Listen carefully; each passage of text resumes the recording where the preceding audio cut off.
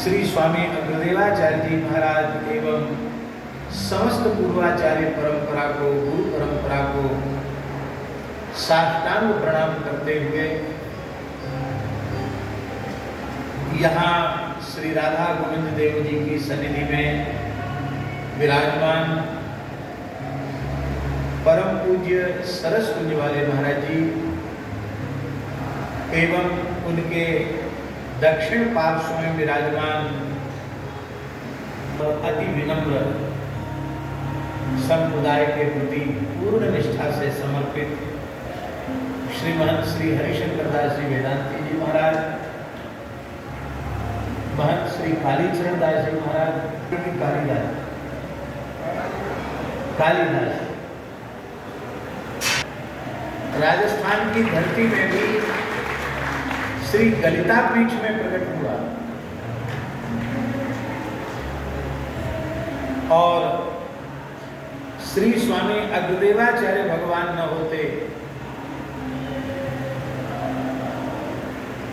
तो नाभाजी की प्राप्ति हमें कैसे होती, और श्री नाभाजी न होते तो भक्तमार्ग ग्रंथ की प्राप्ति हमें कैसे होती। आज संपूर्ण आस्तिक भक्त जगत, वैष्णव जगत, सभी संप्रदायों के साधक संत जो एक साथ एक मंच पर बैठे हुए दिखाई पड़ते हैं, इसके मूल में श्री नाभा गोस्वामी जी महाराज का महान योगदान है।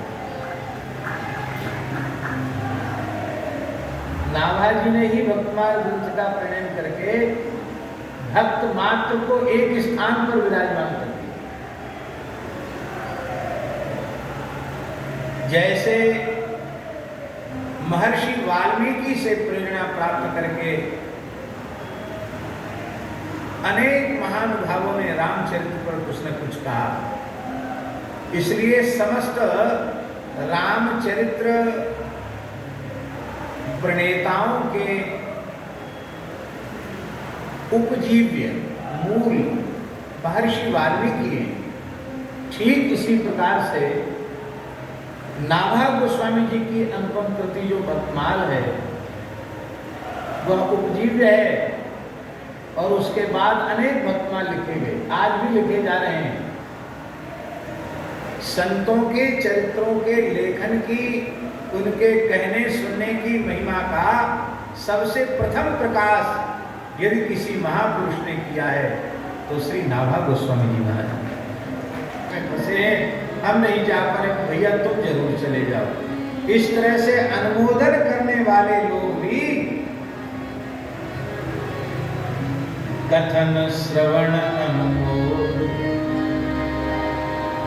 ये तीन हो गए शास्त्री, और चौथा संग्रह करे, लेखन करने वाला। चार हो गए, संग्रह करे, कथन करे, श्रवण करे, अनुमोदन करे। तो क्या होगा? सो प्रभु प्यारो पुत्र ज्यों बैठे श्री में श्री ठाकुर जी, श्री जी के चरण कमल, राधा गोविंद के चरण कमल इसी शरीर से, इसी जीवन में प्राप्त हो जाए। भगवत प्राप्ति के लिए ही मनुष्य जन्म भगवान ने कृपा करके हम सबको दिया है। यदि कोई पूछे कि भगवान ने हमें मनुष्य किस लिए बनाया है, तो उसका एक ही उत्तर है, भगवान ने अपने चरणों तक पहुंचने के लिए हमें मनुष्य बनाया। भगवान ने अपनी प्राप्ति के लिए हमें मनुष्य बनाया।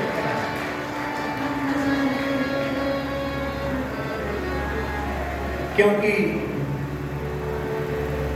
खाने पीने, सोने, जगने की, संतान उत्पत्ति करने की समस्त क्रियाएं मनुष्य शरीर से जो इतर शरीर हैं उनके द्वारा भी होती।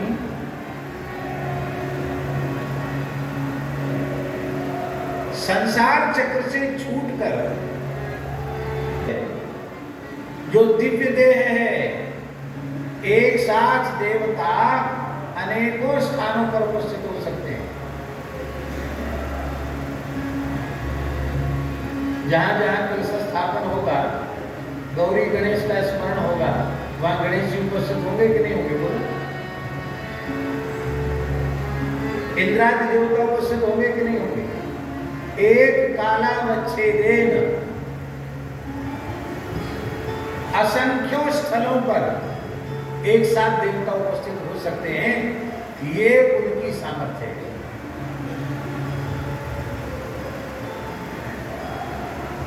तो इस दृष्टि से मनुष्य शरीर की अपेक्षा देवताओं का शरीर बहुत उत्तम है। पर यदि उन देवताओं को भगवत प्राप्ति करनी है, संसार के चक्र से छूटना है, मोक्ष प्राप्त करना है, तो उन देवताओं को भी इस भारतवर्ष की पुण्य धरा पर मनुष्य रूप में जन्म लेना पड़ेगा।